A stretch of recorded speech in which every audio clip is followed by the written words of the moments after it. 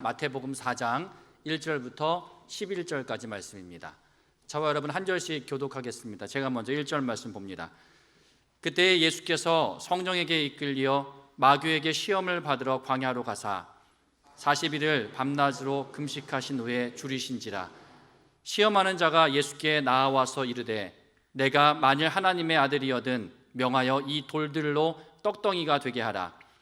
예수께서 대답하여 이르시되 기록되었을 때 사람이 떡으로만 살 것이 아니요 하나님의 입으로부터 나오는 모든 말씀으로 살 것이라 하였느니라 하시니, 이에 마귀가 예수를 거룩한 성으로 데려다가 성전 꼭대기에 세우고 이르되 내가 만일 하나님의 아들이여든 뛰어내리라. 기록되었을 때 그가 너를 위하여 그의 사자들을 명하시리니 그들이 손으로 너를 받들어 발이 돌에 부딪히지 않게 하리로다 하였느니라. 예수께서 이르시되 또 기록되었을 때 주 너의 하나님을 시험하지 말라 하였느니라 하시니, 마귀가 또 그를 데리고 지극히 높은 산으로 가서 천하 만국과 그 영광을 보여 이르되 만일 내게 엎드려 경배하면 이 모든 것을 내게 주리라. 이에 예수께서 말씀하시되 사탄아 물러가라. 기록되었을 때 주 너의 하나님께 경배하고 다만 그를 섬기라 하였느니라. 다 같이 이에 마귀는 예수를 떠나고 천사들이 나와서 수종드니라. 아멘.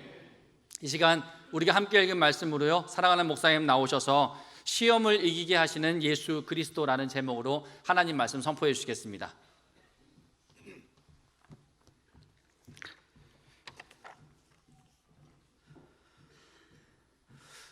미국에서 공부를 할 때 학생들 모두에게 존경을 받는 교수님 한 분이 계셨습니다. 그분의 학기말 시험은 어렵기로 유명했습니다. 대부분 학생들이 70점을 넘지 못한다라고 하는 소문이 자자했습니다. 아니나 다를까 시험을 치르던 날 시험지를 받자 제 머릿속은 하얗게 되었습니다. 시험이 어려워서가 아니었습니다. 거기 시험지에 제일 위에 있는 1번 문제, 바로 그 문제 때문이었습니다. 문제는 바로 이런 것이었습니다. 당신은 이번 학기에 할당된 독서과제 책 12권을 다 읽었습니까? 라고 하는 이 질문에 예라고 대답을 하면 100점 만점에 10점을 가산하여 주고 아니요 라고 하면 10점이 깎이는 그런 것이었습니다. 저는 읽기는 다 읽었지만 제대로 다 읽지는 않았습니다. 그러니까 정확하게 숙제를 다 한 것은 아닌 것이죠. 왜냐하면 제 실력과 그리고 생활의 형편상 하루에 300페이지나 넘는 그런 책들을 하루도 빼놓지 않고 읽는다고 하는 것은 거의 불가능했습니다. 그 과목만 있는 것도 아니고 다른 여타의 과목도 들어야만 했기 때문에 참으로 어려운 시간이었습니다. 핑계는 있었습니다. 공부해야죠, 아르바이트 해야죠, 또 일 나가는 집사람을 대신해서 밥하고 빨래하고 아이들 돌보고 또 집안일까지 다 해야만 했던 시절이니까 그래도 그 정도로 책을 봤다면 제 나름은 참 칭찬받을 만한 일이었습니다. 나머지 문제는 그럭저럭 다 풀 수가 있었습니다. 그러나 그 1번 문제에 정확하게 답을 하면 A 학점을 받을 수가 없었습니다. 그럼 제가 다니고 있던 미국 교회 장로님으로부터 그분이 약속하신 장학금을 받을 수가 없게 되는 것입니다. A 학점을 다 받으면 장학금 주겠다고. 그래서 저는 마침종이 울릴 때까지 시험지를 들고 씨름을 했습니다. 그 시험이 다 끝나고 마지막까지 남아있던 저를 기다렸던 그 바깥의 친구들이 저를 만나자 이렇게 얘기를 했습니다. 공부 안 했나? 남의 속도 모르고 말이죠. 저는 그때 교수님의 질문에 이걸 정직하게 대답을 해야 할 것인가 말 것인가 라고 하는 이것을 놓고 고민하고 또 고민을 하고 있었던 것입니다. 그런데 제가 옆에 사람을 봤습니다. 저 시험 볼 때 컨닝 잘 안 하는 사람인데 쟤는 어떻게 썼을까 하고 이렇게 건너다 보니까 그냥 거침없이 아무 생각 없이 그냥 아니요 라고 하고 그냥 표시를 하고 그냥 넘어가는 거예요. 그러니까 그걸 보니까 더 마음이 막 불안해지는 거예요. 그런데 그 문제 밑에 써놓은 교수님의 멘트는 그 친구의 그런 모습을 보는 것보다도 훨씬 더 몇천 배 제 마음을 괴롭혔습니다. 만약 당신이 이 질문에 정직하게 답을 할 수 없다면 절대 목회를 해서는 안 됩니다. 당신의 인격이 순전함을 잃는다고 하면 그것은 하나님의 영광을 가리게 되는 것이고, 그건 또 나중에 당신의 목회 사역의 치명적인 걸림돌이 될 것이기 때문입니다. 그래서 저는 기도했습니다. 하나님, 정말 이 시험 때문에 시험에 드는 일이 없게 하여 주시옵소서. 그래서 제가 정직한 대답을 할 수가 있었고, A 학점을 받는 일에도 실패를 해서 장로님하고 약속한 그 장학금도 받지를 못했습니다. 성도는 이 땅에서 이런 유의 여러 가지 시험, 영적인 전쟁을 치르면서 살아가는 사람들입니다. 언제나 그 마귀의 공격이 우리 안팎으로 찾아옵니다. 성경은 이걸 가리켜서 여러 가지로 많은 것으로 묘사를 하는데, 그 중에 한 가지가 뭐냐? 이게 바로 시험이다 하는 것입니다. 예수님의 공생애는 바로 이 시험으로부터 시작이 됐습니다. 그리고 마지막까지 그 시험은 그치질 않았습니다. 예수님께서는 평생 마귀가 주는 그 크고 작은 시험들을 이기면서 살아가셨습니다. 그러니까 이 말은, 아하, 우리 예수님도 그 시험을 피해갈 수는 없으셨다 하는 것입니다. 예수님도 시험 받으셨습니다. 여기는 우리만 시험 받는 것이 아니라 우리 앞에 서신 하나님의 아들, 그 권능의 주님, 그 예수 그리스도도 평생을 살며 끝까지 시험을 받으셨다. 그러니까 마지막 십자가를 지시기 전에 뭐라고 그랬어요? 이 잔을 내게서 걷어가 주옵소서. 나로 시험에 들지 말게 하옵소서. 시험은 있습니다. 누구에게나 있습니다. 어떤 순간, 어떤 곳에서나 있습니다. 여기 예수님처럼 우리 인생 최고의 순간, 우리 인생 최고의 자리에서도 그 시험은 있는 것입니다.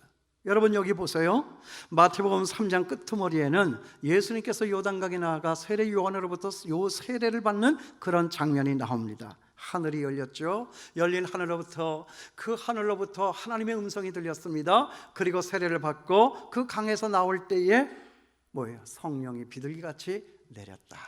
얼마나 장엄합니까? 얼마나 놀라운 풍광입니까? 그래서 어떤 신학자는 이 장면을 두고, 우리 예수님께서 세례받으신 이 장면을 두고 우리 인류 역사 가운데 최고봉의 왕의 대관식이다 라고 그렇게 기술을 했습니다. 그런데 이런 영광의 대관식이 끝나죠. 바로 여기 그 다음에 말씀, 마태복음 바로 4장 1절 여기에 들어오면서 마귀에게 시험을 받으러 광야를 가사라고 하는 말씀이 나오는 거예요. 큰 영광이 있죠. 그 영광이 사라지기도 전에 바로 그 앞에 불같은 시험이 그 예수님 앞으로 찾아왔다는 거죠. 여러분 그렇습니다. 이렇게 시험이라고 하는 것은 우리가 인생의 바닥에 있을 때만 있는 것이 아니라 우리 인생의 최고봉의 자리에 올라갔을 때도 예외 없이 찾아온다는 것이죠. 이렇던 마귀의 시험은 때와 장소를 가리지를 않아요. 아니, 오히려 때와 장소를 그 상황들에 맞춰서 아주 민첩하게 잘 활용을 합니다. 마귀는 귀신이니까 귀신같이 이를 잘 활용하는 측면도 있는 것입니다. 여러분 시험 중에 있으세요? 잊지 마시기를 바랍니다. 예수님도 시험을 당하셨습니다. 그 예수님이 당한 시험을 여기 있는 나도 당한다 라고 1차적으로 생각하시는 것입니다. 예수님에게 있다면 나에게도 있는 것이고, 예수님에게 있다라고 하면 누구에게나 다 있는 것입니다. 그런데 그 시험의 범위와 방식은 여기 우리 예수님의 경우에서처럼 우리의 전 인격과 삶의 전 방위적으로 찾아온다 하는 것이죠. 여기 보세요. 여기 이 돌로 떡을 만들어 먹어라. 우리 허기진 육체에 대한 시험이죠. 저 성전 꼭대기에서 뛰어내려라. 내 발이 땅에 닿기 전에 천사들이 와서 너를 안으리라. 그러면 사람들이 너를 향하여 박수를 치고 열광할 것이다. 항상 우쭐하기만을 좋아하는 저와 여러분, 우리 정신에 대한 시험입니다.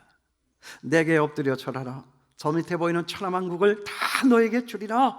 하나님의 권위에 도전하는, 하나님의 소유권에 도전하는 언제나 우리 영혼에 대한 시험이 우리 앞에는 있다 하는 것이죠. 그런데 우리로 이렇게 고민하게 만들고 고통스럽게 만드는 이 시험은 왜 오는 것이냐 하는 거죠. 이 시험은 도대체 왜 오는 것이냐? 하나님의 아들 예수 그리스도에게도 찾아왔던 이 시험은 오늘 여기 있는 우리들에게도 왜 찾아오는 것이냐? 한 가지 먼저 분명한 것은 하나님께서는요, 저나 여러분 우리들 모두가 죽도록 고생하라고 약 올리며 있는 것이 아닙니다. 시험은 그런 게 아니에요. 우리에게 괴로움을 주기 위해서, 우리를 골탕 먹이게 하기 위해서 있는 시험이 아니다 하는 거지요. 고생이 목적이 아니에요. 골탕이 목적이 아닙니다. 이 시험에는, 환난에는, 고통에는, 문제에는 우리 하나님 아버지의 선하신 깊은 뜻이 내재되어 있다 하는 것입니다. 이것을 오늘 우리가 알아야 돼요. 시험이 두려워요. 시험이 무섭습니다. 시험은 싫습니다. 그러나 그 시험의 정체가 뭐냐 하는 이것을 우리가 안다라고 하면 그렇게 우리가 시험을 무서워할 필요도 없고 싫어할 이유도 없다라고 생각을 합니다. 예수님에게도 있는 이 시험, 그 시험의 이유가 무엇일까? 첫째는 신학적인 이유가 있어요. 첫사람 아담은 시험에서 실패를 했습니다. 그러므로 우리 가운데 불행이 찾아왔습니다. 시험에서 실패하니까 죄가 우리 앞에 들어왔고 그 죄가 있기 때문에 우리가 이렇게 불행하게 사는 것입니다. 그러므로 이제 마지막 아담 예수 그리스도는 이제 우리들 곁에 와서 그 실패를 만회하고 그 실패에 대한 값을 지불해야 된다 하는 거죠. 기록된 바 첫사람 아담은 생명이 되었다 함과 같이 마지막 아담은 살려주는 영이 되었나니, 고린도전서 15장 45절의 말씀입니다. 아담은 실패했습니다. 그러므로 우리 가운데 죽음이 찾아왔습니다. 그러나 예수님은 승리하셨습니다. 그러므로 저나 여러분 우리들 가운데 부활의 영광이 찾아온 것입니다. 시험당하여 죄를 지어 불행에 빠졌던 온 인류가 마지막 아담 되시는 예수 그리스도가 이 땅에 오심으로 그 시험을 이겨 저와 여러분 우리에게 시험을 이기는 영광을 선사하시고 부활의 영광의 삶에 참여하게 하셨다. 이 신학적인 이유입니다. 아담 안에서 모든 사람이 죽은 것 같이 그리스도 안에서 모든 사람이 삶을 얻으리라. 고린도전서 15장 22절에 있는 말씀이에요. 그러니까 보세요. 아담은 실패했지만 그리스도는 승리했습니다. 그러므로 아직도 예수 안 믿고 세상 저 밖에 살아가고 있는, 아담 안에만 살아가고 있는 사람들은 그 시험에 져서 언제나 늘 지옥에서의 삶을 살아가고 있는 것이지만, 여기 그리스도 안에 있는 저와 여러분 우리들은 그 시험을 이겨서 언제나 천국의 삶을 살 수 있다라고 하는 이것을 위하여서 오늘 여기 예수님은 그 시험을 받으시고 이기시고 오늘 우리에게 이기신 그 장면을 보이고 계신다 하는 것입니다. 그러므로 시험이라고 하는 것은 왜 있는 거죠? 이기라고 있는 것이 시험이지 지라고 있는 것이 시험이 아니다 하는 거지요. 그러므로 우리 앞에 이 시험 때문에 시험에 빠지는 일이 없게 되기를 바랍니다. 그래서 제가 대학을 시험을 보고 수능을 준비하는 우리 아이들 모여서 기도하잖아요. 기도할 때 저는 그 아이들을 위해서, 그 학부형들 앞에, 그 아이들 앞에, 그리고 저 혼자 앉아서 그 아이들을 위해서 기도할 때, 하나님, 우리 아이들이 시험을 치릅니다. 그러나 그 시험 때문에 시험에 드는 일이 없게 하여 주시옵소서. 그렇게 기도하는 거예요. 시험은 뭐라고요? 이기라고 주는 것이지 지라고 주는 것이 아니다 하는 것이죠. 자, 예수님도 시험 받으셨다. 그리고 그 시험은 이기라고 주는 시험이지 지라고 주는 시험이 아니다 하는 거죠. 벌써 이것을 알면 우리가 벌써 중간, 반 정도는 이기고 들어가는 것 아니겠습니까? 그 다음에 둘째로 시험이 있는 이유가 뭐냐? 그 시험을 통해서 저나 여러분 우리들 모두는 우리 인생의 크기와 그 용량이 키워진다 하는 거죠. 우리 믿음의 속살이 단단해지는 거예요. 우리는 시험을 겪고 통과하면서 전에는 보지도 못했던 새로운 세계를 보게 되는 거잖아요. 이전에 보지 못했던 우리 인생의 또 다른 면을 보게 되는 것입니다. 시험을 받기 전까지는, 그 고통을 당하기 전까지는 여기 요 면밖에는 보지를 못했지만 시험을 통과하고 나니까 시험 저 밖에 영역에 있는 것도 우리들의 시야에 들어오게 되었다 하는 거죠. 우리 인생의 폭이 넓어지는 거예요.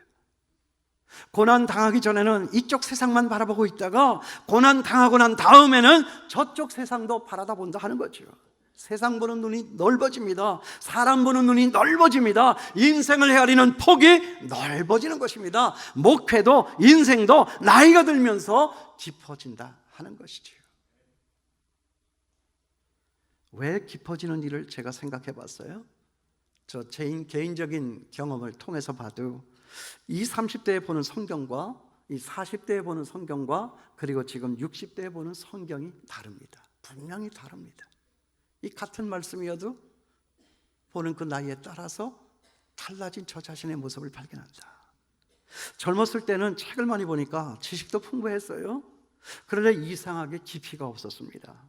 그건 제 개인의 경험을 통해서만 발견할 수 있는 우리 인생에 대한 이해력과 통찰력이 부족해서 그런 것이었습니다. 과거에 저는 책만 있으면 다 될 거라고 생각을 했습니다. 그래서 고난에 대한 책을 많이 보고 연구를 했습니다. 왜? 우리 성도들 모두가 허구한 날 매일같이 고난을 당하면서 사는 것이니까 이 고난의 정체가 뭐냐? 어떻게 하면 이 고난을 이기는 것이냐? 라고 하는 것을 알기 위해서 책을 많이 사다가 읽고 정리를 했습니다. 고난이라고 하는 주제어가 달린 책을 여러 권 읽고 고난이라고 하는 것은 바로 이런 것이로구나 하고 정리를 했습니다. 그 다음에 이 강단에 올라와서 여러분, 고난의 이유가 무엇인지 압니까? 합력하여 선을 이루시는 우리 주 여호와 하나님 아버지의 변장된 축복입니다 라고 호기롭게 선포를 하곤 했습니다. 그러면 그럴 때마다 우리 성도님들은 어김없이 아멘 아멘 하고 소리를 지르고 반응을 해주셨는데, 그런데 나중에 가서 보니까 아무것도 없었습니다. 거기서 그치고 말았습니다. 왜 그런지 압니까? 제게 그런 체험이 없었기 때문에. 체험이 없으니 내 영성의 깊이가 얕고, 얕은 이 영성의 깊이를 가지고 그 고난이라고 하는 방대한 주제를 가지고 정말 내가 겪어보지도 못한 정말 심대한 고난 가운데 있는 여러분들의 마음을 헤아려서 건드리려고 했으니 이것이 여러분들의 마음의 직성이 풀리기가 어려운 것입니다. 그러니까 말씀이 가다가 중간에 떨어져 버리고 내 마음에 와서 치고 내 영혼을 뒤집어 엎는 그런 일들이 부족했다 하는 거지요. 내가 상처를 입었습니다. 목사인 내가 어려움을 당했습니다. 그럼 거기서 멈추는 것입니까? 아닙니다. 거기서부터 상처를 입은 사람들 그 마음이 보이기 시작한다 하는 것이죠. 목사라도 그렇습니다.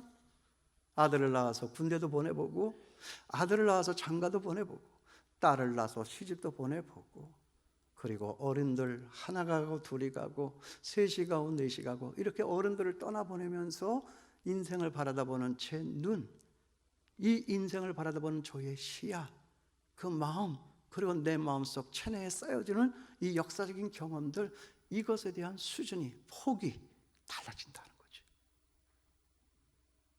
이거는 경험하지 않으면 안 되는 거예요. 그런 시련의 고통, 그 시험을 경험하고 나서야 체득할 수 있는 경험의 문제다 하는 거죠.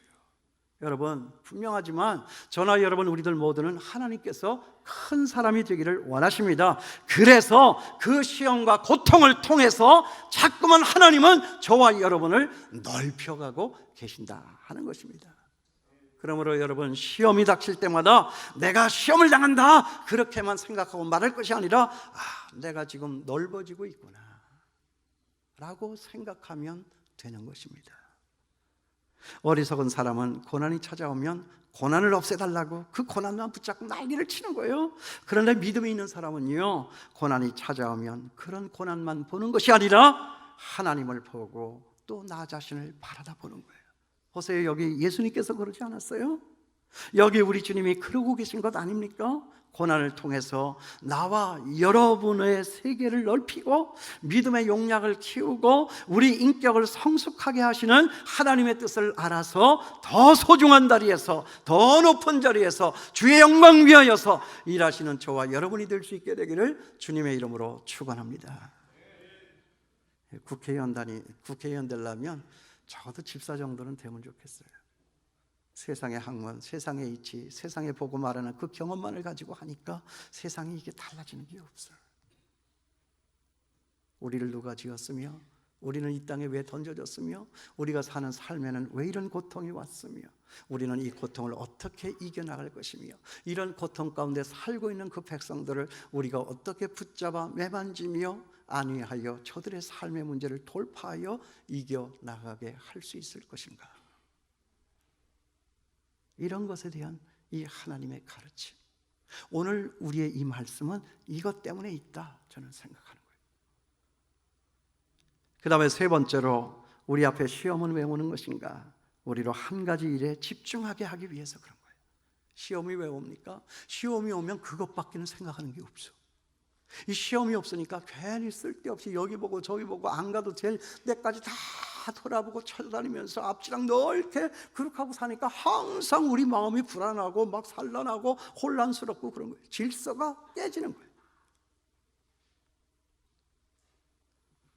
무엇이 먼저고 무엇이 나중인가? 무엇이 중요하고 무엇이 덜 중요한 것인가? 정말 무엇이 정말 먼저 있어야 할 것이고 무엇이 나중에 있어야 할 것인가? 우리에게는 넓혀야 할 부분이 있는가 하면 우리에게는 좁혀야 할 부분도 있다 하는 거죠. 고난을 통해서 우리는 한 가지 근본된 사실에 집중하게 되는 거예요.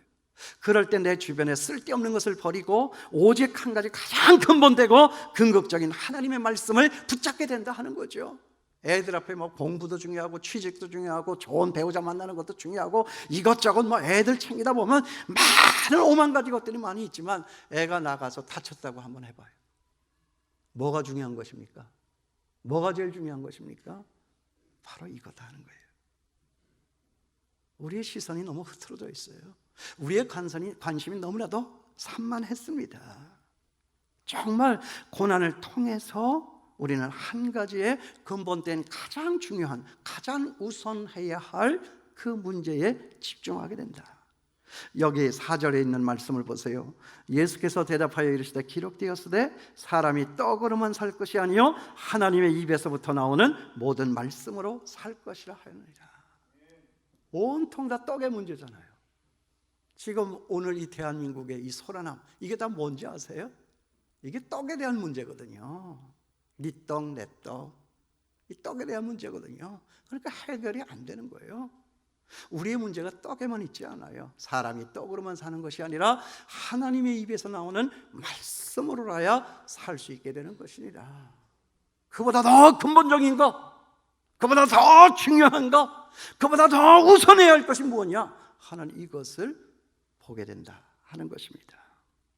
열매를 맺고자 하면 반드시 가지치기 해야 돼요. 쓸데없는 것들 잘라버려야 됩니다. 더러운 것들 잘라버려야 됩니다. 사정없이 잘라버려야 됩니다. 시골 가수원에 가서 이렇게 보면 작은아버지가 가지치기를 하는데 이야 정말 인정머리가 없더만. 그걸 자르면 저 나무가 죽을 것 같은데 사정없이 가지치기를 하는 거예요. 그런데 보니까 그 나무의 과실이 정말 가지가 찢어질 정도로 많이 맺히는 것을 볼 수가 있어요. 쓸데없는 게 많으니까 쓸모있게 난 열매가 별로 없고 먹어야 될 게 별로 없는 거예요. 잘라야 되는 거예요. 없애버려야 되는 겁니다. 어수선한 것들을 여러분 다 잘라버려야 됩니다. 결정적인 순간에 아무런 도움도 되지 않는 그런 것들 여러분 다 내던져야 하는 것입니다. 우리는 살면서 그런 것들은 꼭 있어야 된다고 생각을 했지만 고난을 통과하면서 그런 것들은 이제 꼭 내게 필요치 않은 것이며 또 그런 것들은 결정적인 순간에 나에게 아무런 도움이 되지 않는다라고 하는 이 사실을 우리는 깨달아 알게 되는 것입니다. 그렇지 않아요? 돈이 나를 편리하게 하지만 돈이 나를 살리질 못합니다. 권력이 나를 행세하게 하지만 권력이 나를 살리질 못합니다. 인기와 명예가 나를 우쭐하게 하지만 그 인기와 명예가 나를 결코 살려내지를 못합니다. 우리는 고난이 올 때서야 비로소 그런 것들의 정체를 알면서 하늘의 하나님을 만나게 된다. 그 하나님 아버지 앞에, 그 하나님의 말씀 앞에, 그 하나님이 보여주시는 그 길 앞에 더욱 집중하게 된다 하는 거죠. 이 목회를 하면서도요, 제가 늘 경험하는 것이 있어요. 가끔 가다 보면 어느 교회나 있는 문제지만 이 목사에게는 어려움을 주는 성도들이 간혹 있습니다. 그럼 어쨌거나 그 영혼에 집중하게 돼요. 정말 그렇잖아요? 목사님이 한 주간 동안 살면서 말씀도 봐야 하고 기도도 해야 되고 언제나 이 머릿속에 주님을 얹어놓고 살아야 되는데 주님은 어디론가 온데간데 없고 항상 그 형제, 항상 그 자매 여기 머릿속에 가득 담겨 있다. 어쨌거나 뭐 그 사람 불편했고 또 나도 불편했고 그러니까 그 사람밖에 없는 거예요. 근데 이게 시간이 지나면서 그 사람을 내가 일주일 내내 품는 거예요. 이게 그러더라고요. 그 전까지는 그 사람이 우리 교인 2,400명 가운데 한 사람으로밖에는 안 보였지만 그런 문제가 딱 터지니까 그 한 영혼으로 그 사람을 바라보게 되더라는 거예요. 그러면서 하나님을 바라다보고, 그러면서 내 자신의 허물을 찾아보고, 그러면서 그 영혼을 내 가슴에 품고 기도를 하다가 보니까 내가 먼저 해결받고 변화되고, 내가 해결받고 변화되니까 그 사람도 해결받고 변화되더라는 거예요. 여러분 이거 아십니까? 내가 변화되면 그 사람도 변하는 것입니다. 안 그런 적이 없었습니다. 모든 경우에서 다 그랬습니다. 앞으로도 또 계속 그럴 것입니다. 집중하게 하는 거예요. 집중하게 하는 거예요. 그동안 우리는 너무나도 많은 쓸데없는 것들에 정신이 팔려 살아왔어요.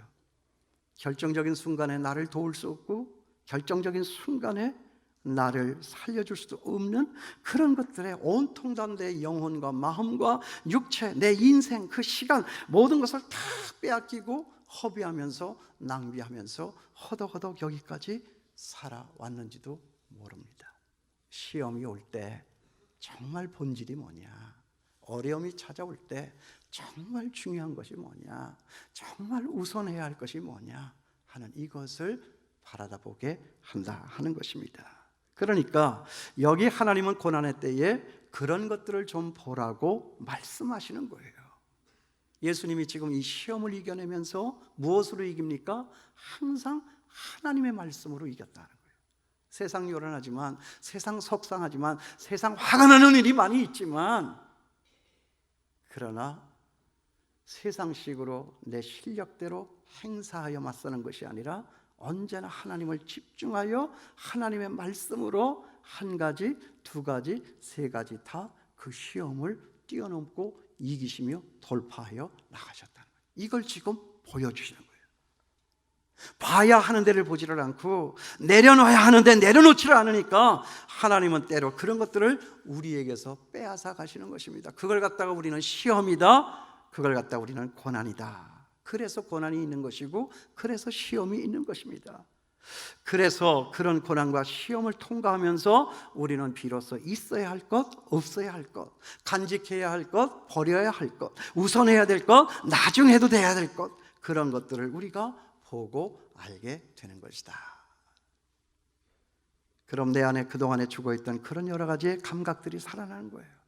믿음의 후각이 살아나고요, 믿음의 촉각이 살아나고요, 믿음의 시각이 살아나고요, 믿음의 청각이 살아나고요, 믿음의 미각이 살아나고요. 그래서 우리 하나님께 대한 감각과 내 인생에 대한 감각과 내가 만나 사는 저 세상 모든 영혼들에 대한 감각이 살아나게 된다 하는 것이죠.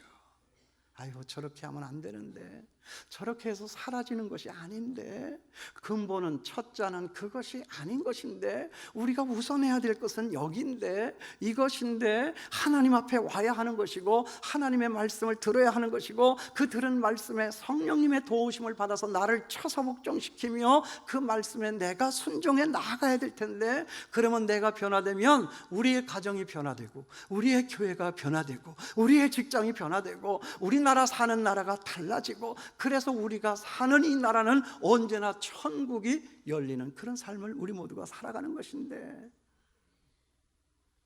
여러분 이거 아닙니까? 여러분, 고난을 통과한 사람들을 한번 보세요. 인간미가 물씬하게 풍기지 않아요? 그런 사람들과 만나서 이야기를 하면 모든 것이 다 여과 없이 그냥 다 빨려 들어가게 되고 다 통하게 돼 있어요. 눈물이 나는 거예요. 감각이 살아나는 거예요. 이런데도 아직도 고난이 나쁘다고 여러분 생각을 하세요? 넓어지고 집중하고 마귀의 시험을 뛰어넘을 수 있게 하시는 이 하나님의 능력이 임하는데도 여러분 그렇게 아직도 시험에 대한 오해를 갖고 계세요? 그런 의미에서 우리가 이 찾아오는 고난을 기뻐할 수는 없지만 그 고난을 이길 수는 있다. 저는 그렇게 생각합니다. 이 말씀을 기억하여 꼭 승리하는 저와 여러분 될 수 있게 되기를 바랍니다. 그리고 이제 마지막입니다. 여러분, 이 시험의 시험관이 누굽니까? 이거 정말 중요한 거예요. 사탄이 우리 예수님에게 시험하러 왔어요. 그런데요, 이 시험의 전체 주관자가 누구입니까? 사탄입니까? 아닙니다. 성령 하나님이시라고 하는 사실. 거기 1절 말씀 보세요. 그때 예수께서 성령에게 이끌려 마귀에게 시험을 받으러 광야로 가사. 이 시험의 주관자가 하나님이세요. 사탄이 아니라 성령님이십니다. 여러분, 이게 무슨 말이죠? 여기 등장하는 사탄은 그냥 단지 무대 위에 선 배우요, 악역을 맡은 배우지만 우리 성령 하나님은 이 연극의 기획자요, 연출자요, 제작자요, 시나리오 작가다 하는 것입니다. 그러니 누구 마음대로죠? 하나님 마음대로다 하는 거예요. 우리 앞에 시험이라고 하는 것은 사탄 마음대로가 아니라 하나님의 마음대로다 하는 것입니다. 그러니까 어떻다고 하는 말이죠? 시험으로 인해서 우리는 잠깐 망하는 것 같지만 아주 망하지는 않는다 하는 것입니다. 실패한 것 같지만 아주 실패하지 않는다 하는 거예요. 여러분이 이것을 기억할 수 있게 되기를 바랍니다. 시험이 올 때, 고난이 올 때 곧 망할 것 같고 아주 다 망한 것 같이 생각이 되지만 여러분, 이 시험의 주관자는 누구다? 여호와 하나님이시다. 성령에게 이끌려 시험과 고난이 올 때 여러분, 그 시험과 고난만 바라다 보지 말고 이 시험과 고난을 이기신 우리 주 예수 그리스도를 바라다 볼 수 있게 되기를 바랍니다. 왜 예수인가? 오늘 우리에게 찾아오신 예수님은 시험은 있는 것이야. 그 시험은 이기라고 주는 것이야. 그 시험은 하나님의 말씀으로 이기는 것이야.